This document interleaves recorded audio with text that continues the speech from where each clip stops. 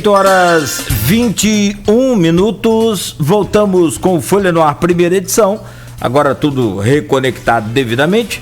O Marcelo Mérida, que é o presidente da FCDL, que é a Federação das CDLs, conversa conosco hoje também, já como futuro secretário de Desenvolvimento Econômico do município de Campos. Ô Arnaldo Neto, você, por gentileza, o Marcelo pediu, você refaça a pergunta aí para a gente continuar no tema. Beleza. Marcelo, a gente estava falando sobre essa questão da Secretaria de Desenvolvimento Econômico, pensando também em um dos principais setores do município, que é a agricultura. Qual será o papel da Secretaria no apoio ao agronegócio, à agricultura familiar, e se há possibilidade, por exemplo, de utilização do Fundecam com alguma linha de crédito especial pensada nesse viés? Arnaldo, eu falei na nossa intervenção, né, que foi cortada, sobre o agronegócio. Eu entendo que a agricultura ele precisa alçar a essa questão do agronegócio para que ela ganhe a dinâmica que precisa ter e a importância que tem, né, o agricultor, o produtor rural, né, sem dúvida, passa pelo agronegócio o desenvolvimento, principalmente o pequeno, né, agronegócio. Sem dúvida, o Fundecam tem que ter um papel. A gente falava, mas é necessário que haja recurso para isso, é necessário que busque recurso para que possa implementar esse setor. E isso não há dificuldade. O Brasil é rico, né, na questão de recursos, né, e entre tantos outros fundos perdidos do mundo afora no que diz respeito a pequenos negócios na área da agricultura. Passa sim pelo Fundecam, acredito, né, nessa proposta, né, acho que a interação, né, com a Secretaria de Agricultura é de suma importância para que a gente possa ter projeto, possa ter acompanhamento técnico, possa ter, né, proposições, né, e novidades para os produtores rurais. Dentro também da economia solidária, você tem ainda micro e nano produtores que podem ser inseridos nesse projeto e que efetivamente já dá bons exemplos pelo Brasil e dará em Campos também. Arnaldo, você me permite uma pergunta aí sem interromper seu raciocínio? Se for interromper, eu faço depois. O seguinte, Marcelo, você falava com a gente aqui antes, até mais cedo, o Arnaldo chegou logo a seguir, mas eu te fiz uma pergunta sobre como é que está o movimento no comércio. Você é empresário, é comerciante, e você falou, Nogueira, estamos tentando recuperar o irrecuperável, né? O que não volta, mas a gente precisa tentar fazer esse trabalho. E aí eu encaixo uma pergunta que da seguinte forma, durante a campanha, muitos termos alguns voltaram a ser utilizados e outros passaram a ser usados assim de forma talvez mais efetivamente. Por exemplo, o dinheiro novo. Dinheiro novo foi um termo muito utilizado na campanha, você também citou agora há pouco, e eu fico aqui imaginando, antes do dinheiro novo, o que dá para fazer do nosso pirão aqui? Né? Como é que a gente pode encontrar aqui onde é que está aumentar o poder de consumo da nossa população? Aí me veio à cabeça aqui algumas contas, que aí você pode me corrigir, porque eu não sou matemático, né? Não sou cientista, pelo contrário, sou só um curioso, e eu fiquei aqui fazendo algumas contas antes, tipo, o restaurante popular voltando a funcionar. De repente você, trabalhando isso aí na sua secretaria com o prefeito Vladimir, eleito, né, no voto, e hoje o julgamento lá né, subjúdice, você trabalhando uma passagem social inicial para os comerciários. Nós temos um volume muito grande de comerciários. Só o Superbom, por exemplo, a rede Superbom emprega quase 3.000 trabalhadores, né? Até o dado recente aí passado para a gente. Eu te pergunto assim, porque na verdade o que aconteceu com o fim desses programas? esses comerciários, por exemplo, estou citando comerciário, tem outros exemplos, mas os comerciários passaram a ter que pagar passagem, passaram a ter que voltaram ou a consumir talvez nos restaurantes, mas muitos deles trazendo comida de casa. E você, voltando com esse programa, naturalmente aumenta o poder de compra desses comerciários e aí começa de novo. Isso é uma pecinha da engrenagem. Como é que você pensa sobre isso? Nós falamos sobre algumas coisas estruturantes, né? Mas nós não falamos das pequenas ações. Essas pequenas ações é que efetivamente dão as primeiras respostas. Então, seja ela, estou falando da Secretaria de Desenvolvimento Econômico, mas seja ela de um governo como um todo, né? O prefeito, ele está determinado na questão do restaurante popular, que pode ser, né, numa parceria com a iniciativa privada, mas também pode ser também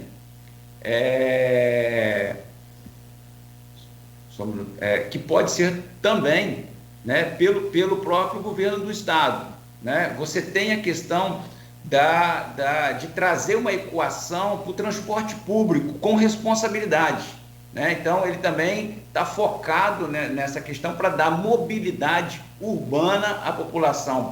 Nós vivemos num município com uma dimensão, né, territorial imensa, então você tem que pensar em um conjunto como um todo. Eu posso dizer a você o seguinte: a geração de emprego está correlacionada com investimento e mobilidade, né, urbana. Mobilidade onde a gente possa ir e vir, né, sem sem afetar o seu orçamento. Você fala, olha, Campos hoje tem mais de 40 mil pessoas ligadas ao varejo. Você fala, que é isso? Tem 40 mil trabalhadores ligados ao varejo. Você me falou que só um grupo supermercadista tem 3 mil. Você faz uma análise de quantos supermercados nós temos em Campos, né, que estão visíveis, mas e os pequenos supermercados de bairro que trabalham ali com 5, 6, 7, 8, 10, né? Você tem supermercados em distritos, né? Você vai hoje em Goytacazes, você tem grandes supermercados. Então, o comércio hoje tem mais de 40 mil pessoas ligadas diretamente, né? Essa mobilidade do emprego depende de um estudo, de uma equação que dê oportunidades. Então, tem diversas ações, né, que são pequenas, mas de grande reflexo. Então, você falou, olha, novo dinheiro. O novo dinheiro é ser captado, isso não se faz da noite para o dia. As pequenas ações estruturantes é que vão dar as primeiras respostas. Então, por isso que quando a gente fala assim, olha, a Secretaria de Desenvolvimento Econômico, o primeiro papel dela é interagir, é discutir, é conversar, é o primeiro papel, e ações práticas que derem resultados imediatos. A gente está falando que você tem citado essa questão de geração de empregos, e você é um empregador também, né, Mérida? Então, eu queria falar com você com relação a uma proposta que o Vladimir colocou aqui. Eu queria ouvir sua opinião. Primeiro, que é preciso enxugar a máquina. Acho que isso é consenso, né? Não há como se pensar no próximo governo sem uma diminuição da máquina pública.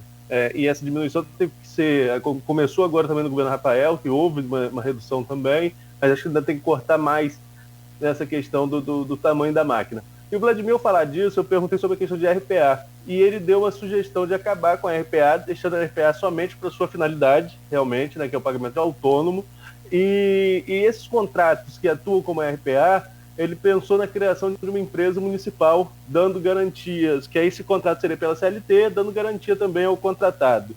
Como que você avalia essas questões que eu coloquei? Uma, a necessidade de enxugar a máquina, redução de RPAs, mas contratando pelo município por meio de uma empresa municipal que será criada, segundo o Vladimir. Olha, primeiro você tem que, né, dar dignidade ao trabalhador, né? O sistema de RPA, ele efetivamente ele não traz uma relação produtiva, né? É preciso que o trabalhador tenha os seus direitos. Então, é fantástica essa ideia, nós já discutimos isso internamente, né? É plausível. Com relação à máquina, a máquina precisa diminuir, a máquina precisa enxugar. Eu recebi uma meta, né, de redução de DAS, e acho que isso é fator preponderante para poder, a partir do dia 1º, você ter condições de trabalhar. Que pese, né, a gente aumentar, né, o trabalho, mas para fazer o dever de casa bem feito, tem que começar dentro das estruturas, tendo perfeitamente, né, e assim, o prefeito tem sido bem rigoroso nessa questão e acho que tem que ser mesmo, cada um fazer o seu dever de casa, né? Então acho que é uma proposta, né, viável, interessante e inteligente, né, para que o trabalhador possa, né, servir, né, a municipalidade, mas que preserve todos os seus direitos. Mérida, com relação ao comércio agora, vamos seria depois do intervalo que a gente fazia o tema, mas precisava concluir ainda algumas questões da sua atuação como secretário de Desenvolvimento Econômico, mas vamos agora falar sobre sua atuação como presidente da Federação das CDLs. Primeiro, para assumir a secretaria, você precisa deixar a presidência da federação? Como que fica essa questão? Olha, a federação ela não tem nenhum vínculo com nem recursos públicos, né? Já estamos discutindo isso com os nossos pares para entender o que é melhor, né, com o compromisso que eu tenho assumido até o final de 2021. Já falei isso, deixei bem claro com o prefeito.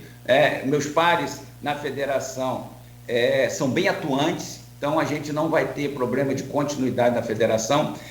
O meu desejo é de estar, né, 100% full time na secretaria para dar o melhor de mim nesse projeto, assim como os meus colaboradores. Estamos discutindo isso, é uma coisa foi nova, né, até receber o convite foi nova, então estamos discutindo isso internamente em um momento muito difícil, Arnaldo. Momento onde nós estamos tendo literalmente que nos reinventar. O que foi colocado, né, para a sociedade,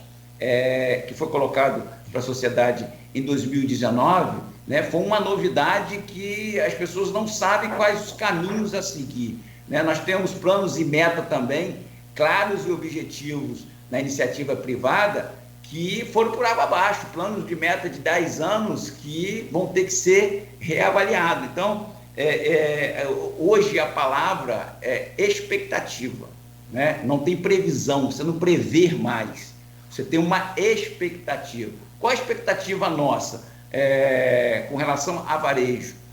Que pese a responsabilidade que eu acho que o comércio, né, tem e teve todo esse processo de pandemia, né, responsabilidade com a vida, responsabilidade com seus parceiros. Eu acho que o comércio absorveu bem essa questão da responsabilidade diante da pandemia, da questão do uso de máscara, do álcool gel, da ocupação por metro quadrado. Então, sim, a gente vem amadurecendo isso e agora nós estamos, né, no ponto máximo, auge do comércio varejista, que é o Natal, né? Então, nós nos preparamos para isso. Qual a expectativa nossa? De longe, a gente não pode fazer comparações, né, ano com ano. O ano 2019, nós tivemos 12 meses de atividade. E não foi fácil o ano de 2019, né? O ano de 2020, nós vamos ter, no máximo, 8 meses de atividade. Então, isso deixa, né, um legado ruim, um legado de dificuldades. E o Natal, agora o mês de dezembro, ele também vai ser de forma comedida, porque há uma diminuição de recurso circulante por todos os aspectos, inclusive a intervenção do governo federal nesse caso econômico, né, foi importante, e já está acabando, acaba agora. Então, todo esse legado, né, de dificuldades também faz com que a gente entre 2020 muito mais forte, com muito mais musculatura para entender e compreender e agir diante dos problemas. A expectativa nossa é que a gente tenha um dezembro, né, igual ao de 2019, né, mesmo diante de todas as ameaças do aumento da Covid, da responsabilidade social, né, que eu acho que toda atividade comercial tem, né, mas o comércio, em momento nenhum, ele deixou de se preocupar. Estou falando só de Campos, não, eu tenho acompanhado o estado todo, né, tenho acompanhado o Brasil, a gente tem se adequado às novas normas, determinações, porque entendemos que a prioridade é a vida. Tem até inclusive aqui uma pergunta da Silvana Venâncio. E com o crescimento dos casos de Covid-19, você teme o fechamento do comércio? Olha, Arnaldo, a gente hoje, eu acho que a gente já passou por essa fase dessa discussão, né? Se o comércio fosse o grande propulsor, né, desse aumento, é inevitável, não tem que se discutir. Mas nós entendemos que não é. Nós entendemos que nós fizemos dever de casa. Você anda nos centros comerciais hoje, com raras exceções, né, com raríssimas exceções, e pode se chamar da atenção, você não vê as pessoas sem máscara, né, que é a proteção inicial que a gente tem. As pessoas têm que estar se higienizando na mão, tem que medir a temperatura. Então, acho que é uma cultura que já se implantou, e enquanto a gente tiver essa ameaça, a gente não pode abrir mão disso. Então, temer, não. O temer seria a gente não ter alternativas, e nós temos. Qual é? Nos prevenir. O presidente da SIC... Pois não, Nogueira, quer fazer se você permitir, o Marcelo falando sobre comércio, sobre Natal e legado de pandemia, juntando essas informações, você sabe que a gente anda pelo centro da cidade o tempo todo, anda pelos bairros e principalmente na área central da cidade, esse quadrilátero aqui, Rua do Ouvidor até ali a Beira Valão, nós temos um número enorme de lojas fechadas, de todos os segmentos, né, Marcelo? Você acompanha muito bem isso. É claro que a crise da pandemia, a crise econômica, naturalmente o número elevado de desemprego, tudo isso, mas também tem um outro fator que precisa ser levado em conta, e aí eu penso que de que forma você pode atuar na sua pasta a partir de janeiro para, eu não diria combater essa questão que eu vou colocar, mas de se aliar a ela, que é as vendas online, o e-commerce. Como é que você pretende enfrentar e oferecer isso também? É claro que é da pasta de tecnologia, da pasta de ciência, mas de que forma a sua pasta de desenvolvimento, que está ligada ao varejo, e aí eu falo, e você é uma pessoa do varejo, você tem conhecimentos fundamentais para que esse varejo possa ser reimpulsionado, né? E de que forma então você pretende ajudar o varejo de Campos a ingressar nesse e-commerce, a passar a oferecer à população também a venda online? Nogueira, mais do que ajudar o varejo, é ajudar o empresário, é ajudar a fomentação de emprego. Inovação e tecnologia, ela está dentro da Secretaria de Desenvolvimento Econômico. A gente pensa que esse é o grande filão, né, das pequenas ações que nós falamos agora há pouco. Já é fato, o comércio de Campos já está inserido no comércio online. O que a gente precisa é dar oportunidade a todos, né, do pequeno, do médio, né, e interagir. Mais do que isso, a gente também tem a responsabilidade, né, enquanto gestão pública, de estar fomentando ações, né, para o desenvolvimento e ressurgimento, reerguimento. Estamos interagindo já com as instituições. Eu sou oriundo de instituição, eu sou oriundo da CDL, né? Tenho frequência ativa, né, nas instituições. Eu acho que essas instituições têm um papel fundamental em uma palavra que está cansada, mas mais do que nunca ela precisa ser colocada: a revitalização do centro da cidade. Revitalização passa por tudo isso que nós falamos agora há pouco: mobilidade, né, passa pela questão de ações efetivas. É preciso que as instituições estejam atentas, né, e possam atuar diretamente nessa questão. E o poder público ser um grande motivador. A gente fala de lojas fechadas. Elas estão fechadas porque não tem oportunidade de negócio. Precisamos criar oportunidade de negócio. E acho que importantíssimo a participação das instituições, né, nessa interação, nesse diálogo, nessa conversa e nas propositoras. Eu colocava aqui, falando ainda sobre a questão da pandemia, com relação a um posicionamento da SIC, né, que a SIC falava que não foi não é, como você colocou, não foi o comércio o grande motivador do aumento de casos de Covid. E falou e jogou a responsabilidade também na campanha eleitoral, onde muita aglomeração aconteceu durante esse período de campanha, e estamos vivendo aí um reflexo pós esse período com aumento de casos. Se concorda com esse posicionamento da SIC, não é o comércio e houve um afrouxamento aí com relação ao período de campanha? Arnaldo, o nosso presidente Leonardo da SIC, sempre muito sábio nas suas colocações, eu concordo plenamente. O comércio não é o responsável, né, pelo aumento, né, da pandemia. Isso não é um fato isolado de Campos, nem do Brasil. O mundo inteiro já entendeu isso, né? O que a gente tem que entender é que o comportamento humano, nós não estávamos preparados para esse período todo, né, de reclusão. Então, eu penso o seguinte: vários fatores contribuíram. A política, a campanha eleitoral contribuiu, mas mais do que isso, né, as pessoas chegaram a um ponto que festa, baile, se o poder público, se o poder público não tivesse uma intervenção, uma mão forte, né, nós estaríamos com os estádios de futebol lotados.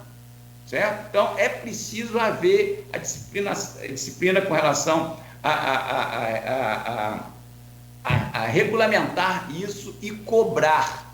Então, são vários fatores, né? Mas não pode imputar nenhum só. Então, se vai dizer, mas o comércio não tem responsabilidade? Pode ter um ou outro que não tenha a responsabilidade, mas cabe também ao conjunto, né, de lojistas dizer: olha só, amigo, vamos passar a ter responsabilidade, né, na questão no seu estabelecimento comercial. Em parte, eu concordo com o nosso presidente, Leonardo, de fato, né, muito se contribuiu, mas assim, é preciso que a população se conscientize, né, que ainda é necessário a prevenção e que nem tudo é possível ainda. Nós estamos aí, né, entrando-se num período de verão, de férias. É preciso a mão do Estado, eu falo Estado, União, Estado e município, na conscientização do que pode e que não pode. Mérida, a gente está caminhando aqui para o final da entrevista, e para a gente concluir, eu queria que você fizesse um paralelo para a gente dos momentos distintos, né? Você já esteve no governo Rosinha, nessa questão do desenvolvimento econômico, né? Como que você faz uma avaliação da sua passagem lá pela gestão Rosinha, sua experiência também como vice-prefeito de Italva, como o Nogueira já citou aqui em determinado momento, e o que esperar desse próximo governo diante de todo esse cenário econômico, pós-pandemia, esperamos que pós, né, mas ainda no início, dentro da pandemia. Como que você faz esse paralelo de toda essa sua experiência e expectativas com o que vem aí no próximo governo? Não, nós somos seres em evolução, né? Eu tive a oportunidade maravilhosa de ter sido vice-prefeito da cidade que eu também, né, amo, né, de Italva, trouxe uma experiência, né, em outra dimensão, né, tamanho diferente, de uma outra estrutura, em um outro contexto. Tive a oportunidade, né, de estar e servir ao Poder Público Municipal como subsecretário, né, no primeiro governo de Rosinha, em um outro ambiente, né, em uma outra situação econômica, social, onde as ações eram voltadas ao macro, né, e assim, somando isso tudo, né, mais a experiência que a gente, né, ao longo dos anos, né, reuniu, eu acho que o grande desafio para 2020, a gestão 2020, até o final de 2023, é resgatar, né, a população para um movimento que possa dar ao poder público, né, a condição de reagir, interagir, conversar, estar presente, né? O poder público ele não pode ser responsável por todas as ações, mas ele pode ser responsável por motivar, por trazer a sociedade para esse movimento. Nós vivemos uma outra realidade, né, que a gente não pode desprezar. Mas existe sim grandes possibilidades, nem tudo é fruto da ação de investimento só financeiro, só recurso, né? Então, eu acho que o caminho está aberto, né? Eu falei para vocês aqui nessas 2 horas quase que nós estamos juntos, né? As várias possibilidades. Depende do poder público agora, dar as mãos, né, à sociedade e fazer que as coisas aconteçam. Estou extremamente motivado, entusiasmado, né, e acreditando no projeto Vladimir Frederico. Muito bem, são 8 horas e 47 minutos. Algo mais, Arnaldo? Sempre bom conversar com o Marcelo, né? Mas, sobretudo, o Marcelo, agradecemos aí. Concluindo que Pois não. No começo, nos primeiros 3 meses de governo, com certeza não vou receber o Marcelo aqui de novo para a gente estar conversando aí sobre o andamento desses projetos, né? Ah, sim, com certeza. E todo dia perturbando ele aí para saber também. Não só recebendo aqui, e o Marcelo é sempre muito bem-vindo, até porque é Italvense, né? Então é coisa boa. Eu entendo, né, que a participação, né, da mídia, dos meios de comunicação, da responsabilidade das informações, né, vai ser fundamental nesse primeiro momento, de interagir, de conversar, né, de entender, né, de poder ser proativo. Então, eu acho que vocês têm muito a contribuir nesse projeto. E, Arnaldo, quantas vezes for convidado, vem com o maior prazer, vem com a maior alegria. Falava com o Nogueira que hoje eu não pude fazer minha corrida matinal, mas ocupei o espaço aqui com vocês, com seus ouvintes, né, com os telespectadores, de uma forma muito clara, transparente, como sempre fui na minha vida, e com muita alegria. Sempre quando recebo convite de vocês, né, com muita alegria. Tá certo, irmão. Obrigado aí mais uma vez, um bom dia, boa sorte aí nessa nova caminhada sua aí. Grande abraço. Muito obrigado. O Arnaldo, então, fechamos por aqui o programa de hoje. Vamos repetir, daqui a pouco estaremos acompanhando aí o julgamento que está marcado para hoje, se de fato vai acontecer, sobre o processo que envolve aí a chapa Vladimir e Frederico, e quem estiver ouvindo a Folha FM vai ficar por dentro de tudo. Ok, Arnaldo? E amanhã, às 7 horas da manhã, de volta. Vamos estar acompanhando esse terceiro turno, agradecer demais ao Marcelo pela disponibilidade, disponibilidade de sempre, né? Quando a gente aciona aí, o Marcelo sempre está junto com a gente, não vão faltar oportunidades agora como secretário, e acompanhando esse processo, e dependemos desse processo para definir o entrevistado de amanhã, né? Então, mais tarde, a gente coloca aqui no Folha 1 qual será o entrevistado dessa sexta-feira, dependendo mesmo aí do resultado do TSE.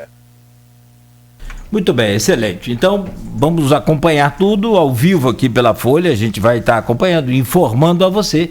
E a você que nos acompanha pelo Face também, muito obrigado. Tem as nossas imagens ao vivo, 24 horas por dia lá na nossa página também. Você acompanha toda a movimentação aqui dos bastidores, www.folhafm98.com.br, e a gente volta amanhã às 7 da manhã com mais um Folha no Ar, primeira edição. Siga ouvindo sempre a Folha em 98,3, oferecimento dos laboratórios Plínio Bacelar e Clínica Proteus.